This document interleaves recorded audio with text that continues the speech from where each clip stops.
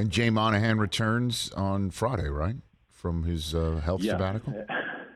I think Jay Monahan, I think I feel fairly confident in saying this, like, his future is sort of TBD.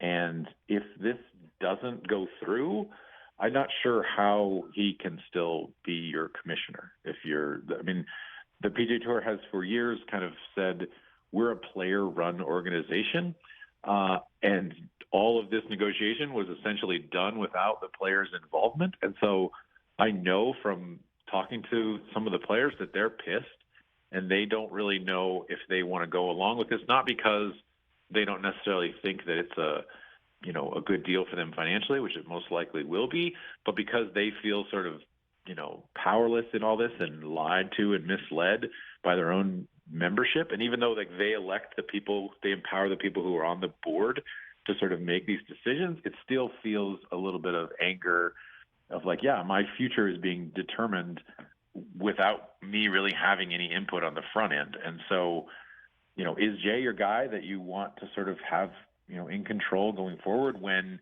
he's the guy who in a lot of ways was at the helm of the ship when all of this opening for LIV was created? I think those are very real questions that, their players are going to want to ask going forward. Well, are all the players feeling that way? Because, there's no PGA Tour Players Association, right? There's no players union. Yeah. So, right. I'm wondering. Great question. I don't know, to be honest. Like, I think some of the top players are feeling different from some of the sort of bottom level players. Like, but some of the policy board members, Peter Malnati is, very much a middling kind of tour player, and he's been sort of, outspoken about, like, I have some moral conflict of this, but I also understand that, like, I'm not speaking just necessarily for myself. I'm trying to look at this broadly for, like, what's good for the future of the PGA Tour.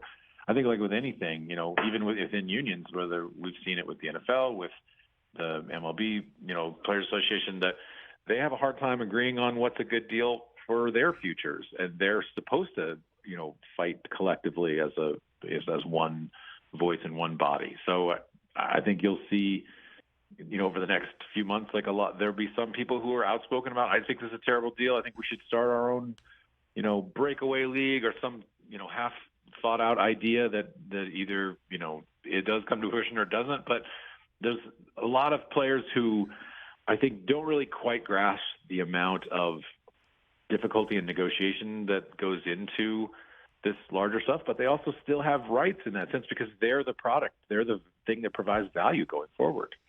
All in time for the Open Championship week at Royal Liverpool next week with the defending champion Cam Smith of the LIV Tour. Be a spectacle, yeah. Right. Over there. What do you think is going to happen next week, Kevin? What's that going to look like? What do you got for me there? Gosh, it wouldn't surprise me at all if, like, we got a Cam Smith-Rory sort of showdown again. These two forces kind of representing different sides of this divide. Some of the animosity has faded between some of the two sides. They're kind of resigned to the fact that they'll be back together in some way, shape, or form. Phil Mickelson didn't do any really talking at the U.S. Open, even though this sort of framework had come out. He was selling capes at Valderrama, though, Kevin, talking about how kids are going to be running around the course in 2025 and 2026 on the LIV Tour wearing capes, having fun, family event. There's anything to get Tiger back. It's the idea of wearing a cape, man, right? Like, just have him out there, playing meaningless golf in a cape. I love that for him. I'm sure. Hopefully, Phil will sort of be willing to talk and share his thoughts. He keeps sort of, saying, all in good time it'll come out. There'll be a time for me to address this, and he just hasn't quite gotten there yet. So. Catch the Rich Eisen Show every single day on the Roku channel, 12 to 3 Eastern, for free.